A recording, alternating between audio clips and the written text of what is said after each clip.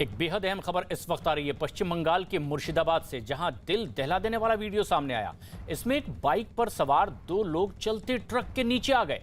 राहत की बात यह रही कि इस हादसे में दोनों को कोई चोट नहीं आई। यह हादसा उस वक्त हुआ जब सड़क से एक ट्रक गुजर रहा था और उसी समय दूसरी तरफ से एक बाइक पर सवार दो लोग आए जो फिसलते हुए ट्रक के नीचे चले गए। इसके बाद ट्रक ड्राइवर ने ट्रक को रोक दिया और इसकी वजह से दोनों की जान बच गई। आशिका सिंह हमारी सहयोगी फोनलाइन पर मौजूद हैं। आशिका, कैसे यह हादसा हुआ, क्या और पता चल पाया? देखिए, सीसीटीवी में कैद हुई जो तस्वीरें हैं वो साफ दिखा रही हैं कि कैसे ये जो ट्रक है गुजर रहा था, तभी ये जो दो बाइक सवार थे वो ट्रक के नीचे आ जाते हैं और अचानक ट्रक जो है वो ब्रेक मारती है और सुरक्षित दोनों बाइक चालक जो है वो ट्रक के नीचे से निकलते हैं। मतलब कुछ सेकंड की ही देरी प्रशांत होती तो दोनों को बचा पाना मुश्किल होता, एक बड़ी दुर्घटना होती। लेकिन जो ड्राइवर था ट्रक का, उसकी सूझबूझ से तुरंत ब्रेक लगाने के कारण दोनों की जान बच गई। जी, बेहद दिल दहला देने वाली यह घटना। ऐसे में जब देखकर यह लग रहा था कि यह एक बहुत भयानक हादसा हो सकता है, ऐसे में ये दोनों लोग बचकर सुरक्षित निकल जाते हैं। पश्चिम बंगाल के मुर्शिदाबाद की यह तस्वीर है।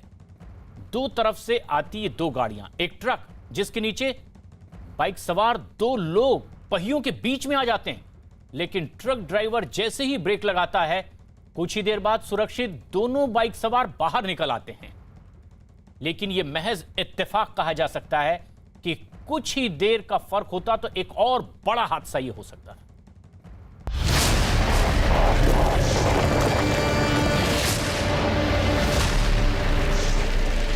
लगातार जारी है।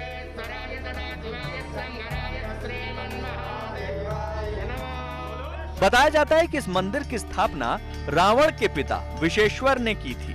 रावण भी अपने पिता के साथ भोलेनाथ की आराधना यहीं करता था। रावण ने अपना पहला सिर भी यहीं भोलेनाथ को अर्पित किया था, इसलिए इस मंदिर में हमेशा भीड़ भाड़ रहती है। सैकड़ों साल पुराना ये मंदिर है दुधेश्वर नाथ का, और गाजियाबाद और पश्चिमी उत्तर प्रदेश के लोगों में इस मंदिर की बहुत ज्यादा आस्था है इस मंदिर को लेकर, और बड़ी तादाद में लोग यहाँ पर दर्शन करने आते हैं। हालांकि लॉकडाउन का वक्त है, तब भी भक्त यहाँ पर आ रहे हैं और बाहर से दर्शन कर रहे हैं। कोरोना के पहले दौर में इस तरीके का पोस्टर यहाँ पर लगाया गया है। अब यहाँ पर एक नई चीज यहाँ पर ऐड कर दी गई है।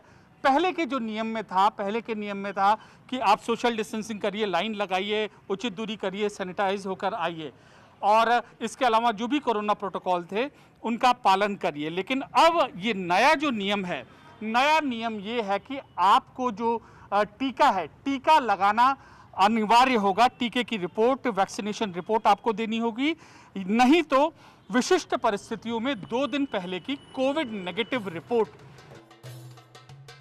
अब उत्तर प्रदेश सहित गाजियाबाद में कोरोना का कहर कम होना शुरू हुआ है, तो प्रशासन ने लॉकडाउन में ढील के संकेत दिए हैं। स्वास्थ्य विभाग के आंकड़ों के मुताबिक गाजियाबाद में कोरोना मरीजों की संख्या तेजी से कम हो रही है। रिकवरी रेट 95% के करीब पहुंच गया है, लेकिन एक्टिव मरीज अभी भी 1500 से ज्यादा हैं। रोजाना ठीक होने वाले मरीजों का औसत करीब 300 है। चूंकि कोरोना का खतरा अभी पूरी तरह टला नहीं है, इसलिए इस प्राचीन मंदिर के प्रबंधकों ने कोरोना से बचाव के लिए कुछ नियम बनाए हैं, ताकि 8 जून से मंदिर में आम लोगों को दर्शन की छूट मिले तो कोरोना को फैलने का मौका ना मिले। इन नियमों को मंदिर के प्रवेश द्वार से लेकर अहाते में जगह जगह चस्पा किया गया है, ताकि हर किसी को इसकी जानकारी मिल सके।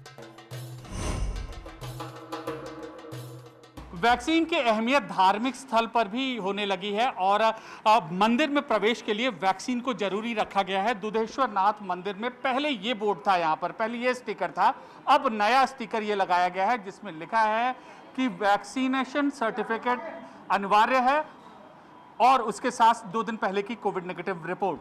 तो वैक्सीन यहाँ पर जरूरी रखा गया है इस मंदिर में एंट्री के लिए 8 जून से। कोरोना की पहली लहर के बाद जरा सी लापरवाही ने इसे देश भर में बेकाबू कर दिया, इसलिए दोबारा ऐसी नौबत ना आए, इसे लेकर मंदिर आने वाले भक्तों को भी नए नियमों को लेकर किसी तरह का एतराज नहीं है। ये एक इंस्ट्रक्शन है यहाँ पर, किस तरीके से आप इसको देखते हैं? ये एक बहुत सही एक्शन है और बहुत सही पहल है। ये होना ही चाहिए, कंपलसरी होना चाहिए, बिकॉज बहुत लोग ऐसे हैं जो इस चीज़ को कंपलसरी नहीं ले रहे हैं और यहाँ पे बिना मास्क और ढील बरत रहे हैं। लेकिन इसके बाद, मंदिर की इस पहल के बाद बहुत अच्छा काम होगा।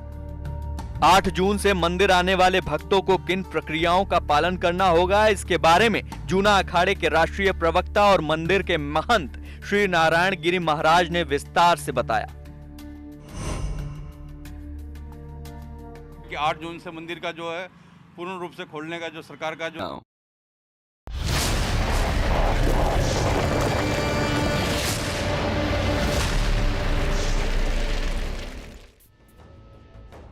नमस्कार, मैं हूं प्रशांत चुरहे। खतरनाक कोरोना के खिलाफ ये जंग जारी है, लेकिन इस सब में हम सबकी भी तो जिम्मेदारी है। जिम्मेदारी है कि हम कोरोना नियमों का पालन करें, फिजिकल डिस्टेंसिंग बनाकर रखें, बार बार हाथ साफ करें और सबसे ज्यादा जरूरी है ये मास्क। इस मास्क को ही हम सबसे बड़ा हथियार समझे। न्यूज 18 ने तो बाकायदा एक मुहिम भी शुरू की है, #मास्क पहनो इंडिया। ये मास्क हम तब तक ना उतारें जब तक ये तय ना कर लें कि हम बिल्कुल सुरक्षित हैं, लोगों से बिल्कुल अलग, जैसे इस वक्त हम स्टूडियो में मौजूद हैं। और कोरोना से ही जुड़ी बेहद अहम और बड़ी खबर इस वक्त की। देश में कोरोना का खतरा भी टला नहीं है। बीते कुछ दिनों में मामले कुछ कम जरूर हुए हैं, हालात सुधर रहे हैं, लेकिन सुधार के इस दौर में कुछ ऐसी भी तस्वीरें सामने आ रही है जो हमें डराती है। कोरोना से बचने के लिए लोगों से लगातार अपील की जा रही है कि वो कोरोना कर्फ्यू, सोशल डिस्टेंसिंग और मास्क पहनने जैसे नियमों का कड़ाई से पालन करें। लेकिन जो तस्वीरें हम आपको दिखा रहे हैं, ये बिहार और राजस्थान से आई 2 राज्यों के 2 शहरों की तस्वीरें, जो ना सिर्फ डराती है बल्कि लोगों की सोच और समझ पर भी सवाल खड़े करती है। पहली तस्वीर तो जयपुर की है, जहां एक काजी के जनाजे में हजारों लोगों की भीड़ जुट गई और शहर के एक बड़े हिस्से से होकर ये जनाजा हजारों लोगों की भीड़ के साथ यूं ही गुजरता रहा। खास बात यह है कि वही काजी थे जो लोगों को आखिरी समय तक कहते रहे कि कोरोना नियमों का आप पालन करें, लेकिन उनकी अंतिम यात्रा में उन्हीं की बात की धज्जियां उड़ाई गई, कोरोना नियमों की धज्जियां उड़ाई गई। दूसरी तस्वीर बिहार की है, मुजफ्फरपुर की यह तस्वीर, जहां लॉकडाउन के बीच जुटी भीड़ को समझाने पहुंची पुलिस की टीम पर ही लोगों ने हमला कर दिया। कोरोना के खतरे के बीच ये तस्वीरें कई सवाल खड़े करती है। क्या कोरोना से निपटने की जिम्मेदारी सिर्फ और सिर्फ सरकार, प्रशासन और पुलिस की ही है? क्या लोगों की कोई जिम्मेदारी नहीं? कोरोना नियमों का पालन करें और अपने साथ दूसरों को भी इस महामारी से बचाएं, क्या इसमें हम सब की कोई जिम्मेदारी नहीं? किस तरह जिम्मेदारी भूले ये लोग हरकत करते नजर आए, नियमों का उल्लंघन करते 2 राज्यों के 2 शहरों से आई ये तस्वीरें बता रही है। कई राज्यों में कोरोना का खतरा भी टला नहीं, लेकिन लोगों की लापरवाही बढ़ती जा रही है। कोरोना काल में जयपुर से यह डराने वाली तस्वीर सामने आई है, जहां एक काजी के जनाजे में हजारों लोग उमड़ पड़े। कोरोना के खतरे के बीच भीड़ की ये तस्वीरें डराने वाली है, और यह हाल तब है जब जयपुर में कोरोना कर्फ्यू की वजह से भीड़ जुटाने पर पाबंदी है। लगातार जयपुर में कोरोना के कई मामले सामने आ रहे हैं। ये तस्वीर कल की 31 मई की है, जब काजी की मौत के बाद उनका जनाजा निकला। जयपुर के बीचों बीच से यह जनाजा कई शहर के इलाकों से होता हुआ गुजरा। पुलिस की मौजूदगी में लॉकडाउन के नियम तोड़े गए। हालांकि वीडियो सामने आने के बाद जनाजे में जुटे कई लोगों के खिलाफ केस भी दर्ज कर लिया गया है। वीडियो में साफ दिखाई दिया कि काजी की मौत के बाद अंतिम विदाई देने के लिए हजारों लोगों की भीड़ जुट पड़ी। पुलिस वालों के रहते हुए भी शहर की सड़कों से होकर कई इलाकों से लॉकडाउन का नियम तोड़ते हुए ये हुजूम गुजरा। कुछ इलाकों में तो भीड़ इतनी बढ़ गई कि सड़क पर पैर रखने तक को जगह नहीं थी। भीड़ में शामिल लोगों ने तो कोरोना के खतरे से बेपरवाह नजर आए। लॉकडाउन की भी परवाह इन्हें बिल्कुल नहीं, सोशल डिस्टेंसिंग का तो नाम ही नहीं लिया गया। भीड़ में शामिल तमाम लोगों ने मास्क भी नहीं पहना था। इस दौरान वहां तैनात पुलिस वालों ने लोगों को समझाने की कोशिश की, लेकिन बेअसर। खास बात यह भी है कि इस जनाजे में इलाके के 2 विधायक भी शामिल हुए हैं, जिनकी जिम्मेदारी है कि लोगों को नियमों का पालन करने के लिए समझाएं। पुलिस ने कोरोना काल में भीड़ जुटाने के आरोप में एक विधायक समेत 11 के खिलाफ केस भी दर्ज कर लिया है। और इन्हीं में से एक विधायक कांग्रेस के रफीक खान जो इसमें शामिल थे, कुछ देर पहले हमने उनसे बातचीत की। इस पे भी चिंतन करेंगे। आप एक बात समझने की कोशिश कीजिए कि ये वो शख्सियत थी जिनसे हम अपील कराते थे बिल्कुल। जो खुद अपील करते थे और खुद रुक जाते थे, लोगों को मना करते थे। बिल्कुल। तो लोग जिनकी मानते थे, लोगों के इमोशंस, जो जिसकी एक आवाज में लोग रुक जाते थे, उस आदमी के प्रति इमोशंस थे लोगों के, और लोग घरों से निकल के इस उसमें आ गए कि एक कंधा दे के चले जाएंगे। मतलब ये ऐसा नहीं कि वहां से लोग चले, जब वो रास्ते में गए तो रास्ते में भी लोग मिल गए। मैं आगे अकेला गाड़ी लेके गया, वहां से मैं निकल गया पहले, और मैं आगे जहां दफन करना था वहां तक जब मैं गया तो रास्ते में भी लोग बाग थे। बिल्कुल। मैंने रास्ते में भी लोगों को गाड़ी से उतर के समझाया कि भी अपने को भीड़ नहीं करनी है। वहीं इस मामले में राजस्थान बीजेपी के अध्यक्ष सतीश पूनिया ने अशोक गहलोत सरकार पर तुष्टीकरण का आरोप लगाया है। मंत्री के पिताजी के जनाजे में लोग इकट्ठे हों और दूसरी तरफ सुंदरकांड का पाठ करने वाले किसी पूर्व विधायक को गिरफ्तार कर लिया जाता है, और कल जो दृश्य जयपुर की सड़कों पर दिखा, हिदायत है 20 लोगों की, लेकिन 15,000 लोग इसमें शरीक थे।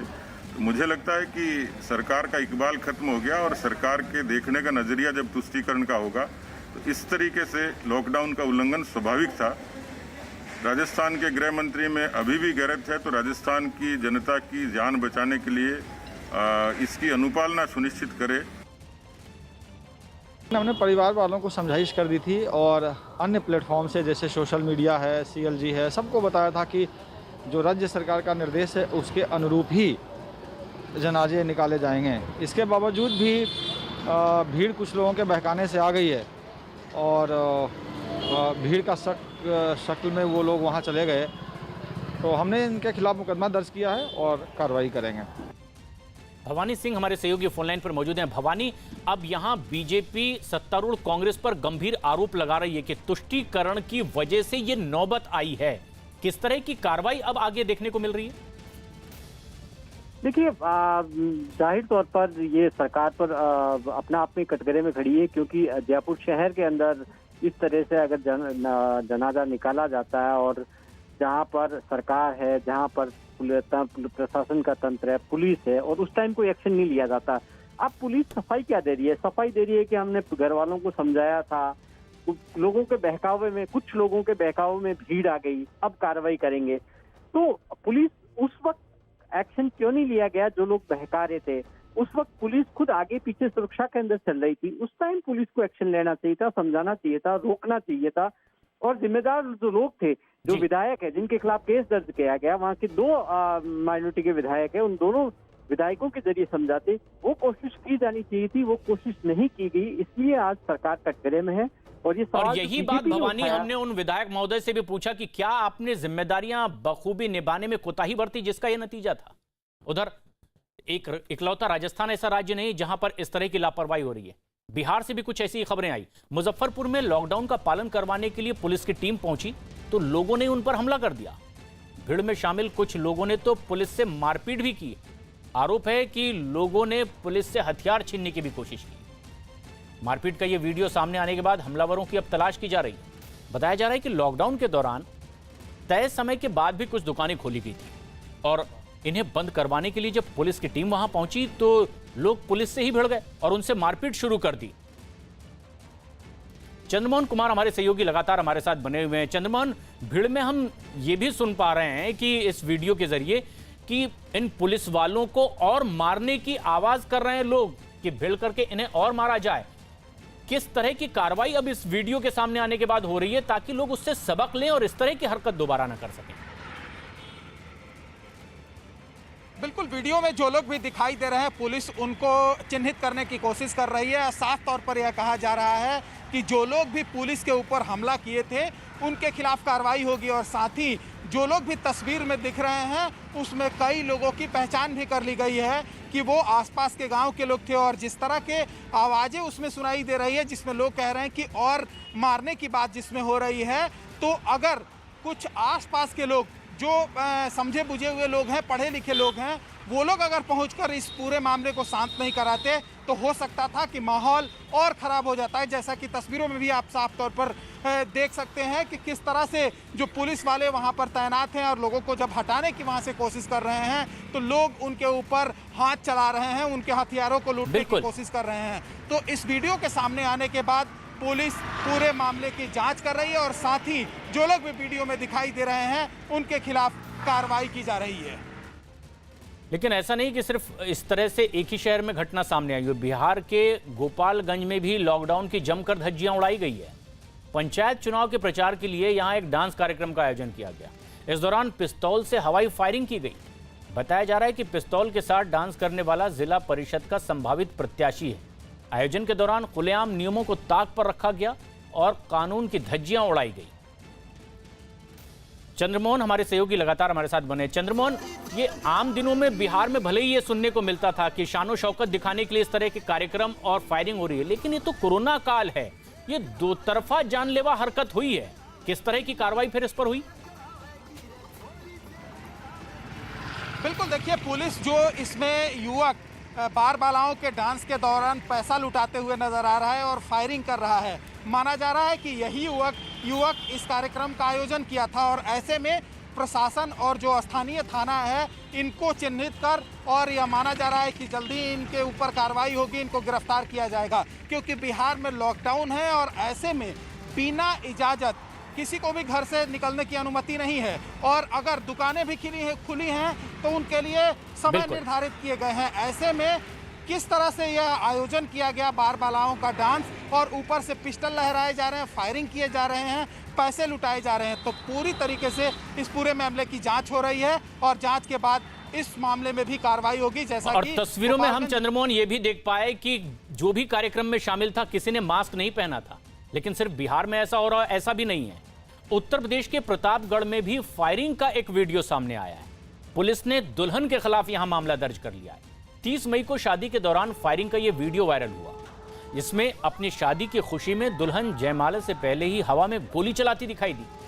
पहले वो करीबियों के साथ मंच तक पहुंचती है और उसके बाद दूल्हे ने जब उनका बायां हाथ पकड़ा तो दुल्हन दाएं हाथ में बंदूक थामे हवा में लहराते फायरिंग करती दिखाई दी। पुलिस के मुताबिक अपने चाचा के रिवॉल्वर से दुल्हन ने फायरिंग की। घटना सामने आने के बाद पुलिस ने लाइसेंस रद्द करने की भी कार्रवाई शुरू कर दी है।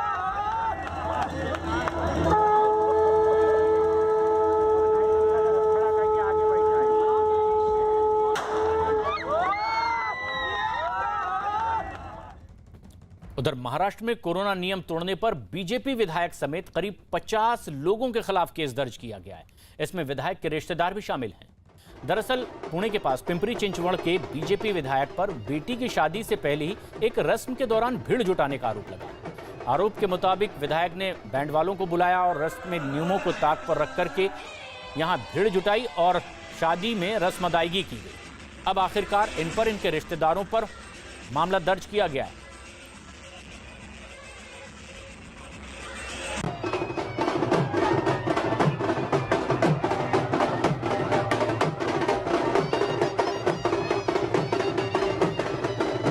ये तस्वीर आप देख रहे हैं पुणे के नजदीक पिंपरी चिंचवड़ की है, जहां बीजेपी विधायक अपनी बेटी के शादी में कोरोना नियमों की धज्जियां उड़ाते नजर आए।